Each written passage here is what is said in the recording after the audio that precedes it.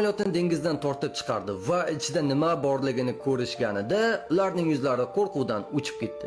Jek yaqinda dengiz floti xizmatiga kirgan edi va unga birinchi muhim topshiriq dengizdan samolyotni ko'tarish vazifasi topshirildi. Ular manzilga tezda yetib borishdi va samolyotni topishdi. Ularning kemasida kran bo'lib, u samolyotni suvdan ko'tarish uchun ishlatishlari kerak edi. Lekin bu juda ehtiyotkorlik talab qilar edi. Ularning maqsadi samolyotni butun va shikastlanmagan holda olib chiqish edi. Keyin Jek va uning jamoasi ulash zanjirlarini olib, ularni kranga mahkamladi. Operator samolyotni sekin suvdan ko'tarib, ehtiyotkorlik bilan platformaga qo'ydi va birdan qattiq shovqin eshitilib, favqulodda chiqish eshigi ochilib ketdi. Jek va uning hamkasblari qo'rquv bilan bir-biriga qarashdi. Samolyotni ko'rish uchun ichkariga kirishga qaror qilishdi. Jek samolyotni orqasidan aylanib o'tganida ichkarida nima borligini ko'rdi. Ko'rganiga ishonch hosil qilish uchun bir necha marta ko'zini yumib ochdi. Uning yuzi oqarib ketdi va u titray boshladi.